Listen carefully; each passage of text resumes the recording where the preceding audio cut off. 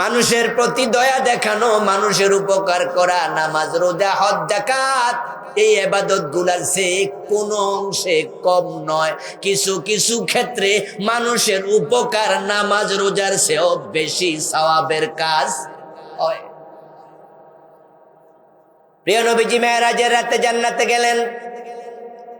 জান্নাত পরিদর্শনে গিয়ে দেখেন এক ব্যক্তি জান্নাতের সব জায়গায় হাঁটে। ফিরদাউসে গিয়ে দেখেন সে, খুলদে গিয়ে দেখেন সে, আদনে গিয়ে দেখেন সে, জান্নাতুল মাওয়াতে গিয়ে দেখেন সে। পুরা জান্নাত তার জন্য বাড়িত। নবী মুহাম্মদ সাল্লাল্লাহু আলাইহি ওয়াসাল্লাম বিস্মিত হলেন, এই লোকটা এমন কি আমল করলো, আল্লাহ পুরা জান্নাত তার জন্য খুলে দিল। জিজ্ঞেস করলেন, ভাই জিবরিল, এই লোকটা কোন আমল করে জান্নাতে ঢুকলো? যেখানে যাই সেখানে দেখি।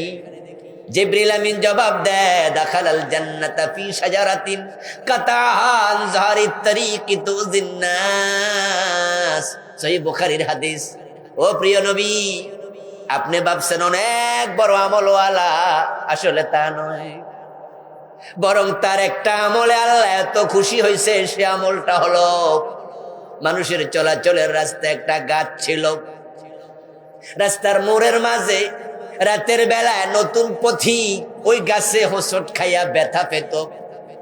এই লোকটা সিদ্ধান্ত নিল, এই গাছটা কেটে আমি মানুষের চলাচলের জন্য রাস্তাটা ক্লিয়ার করে দেই। তাই কষ্ট করে গাছটা কাইটা রাস্তাটা ফ্রি করে দিয়েছে। মানুষের উপকার দেখে আল্লাহ পুরা জান্নাত তার জন্য খুলে দিয়েছে।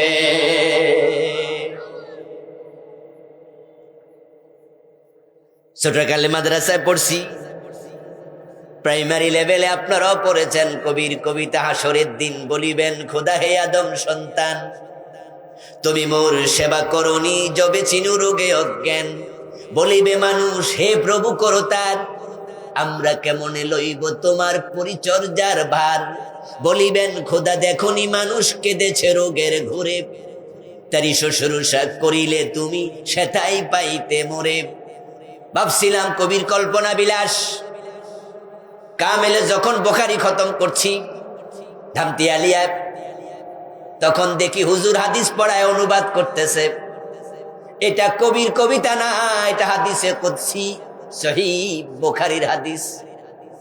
আল্লাহ বলবে, বান্দা আমার কাছে জান্নাত চাও, আমি তো খাবার চেয়েছিলাম, সেদিন তো খাবার দেও নাই, কিসের জান্নাত তোমাকে দেব? সরো। ওষুধ কেনার টাকা চেয়েছিলাম, একটু সেবা করতে পারতে, করো নাই, আজকে জান্নাত চাও, সরো। আমি অসুস্থ হয়ে কাতরাইছি, রাস্তার পাশে অ্যাক্সিডেন্ট করে তুমি হাসপাতাল নিতে পারতা, নেও নাই, আজকে জান্নাত চাও, সরো। মানুষ বলবে, আল্লাহ আপনি এসব কি বলেন? আপনি কবে খাবার চাইলেন, কবে টাকা চাইলেন, কবে অসুস্থ হলেন? তখন আল্লাহ বলবে, ওই যে গরিব খাবার চেয়েছিল তাকে দিলে আমি আল্লাহকেই দেয়া হতো। সহিহ বুখারী তার একটি হাদিসে আছে, ফাইন্নাল্লাহা ইয়াতাকাব্বালুহা বিয়ামিনিহি। মানুষ যখন নিজের হালাল কামাই থেকে একটা খেজুর দান করে, মান তাসাদ্দাকা বিআদলি তামারাতিন মিন কাসাবিন তাইয়িবিন ফাইন্নাল্লাহা ইয়াতাকাব্বালুহা বিয়ামিনিহি। গরিবের প্লেটে একটা খেজুর 5টা টাকা যখন আপনি আমি দেই, রাসূলুল্লাহ বলেন প্লেটে পড়ার আগে আল্লাহ নিজের ডান হাত বিছায়া দেয়। মৌমাছি পরোপকারী।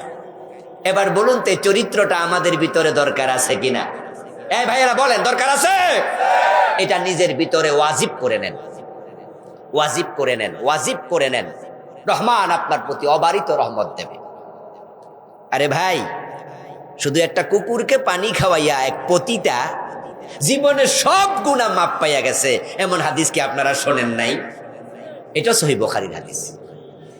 কুত্তারে পানি খাওয়াইছে মাত্র।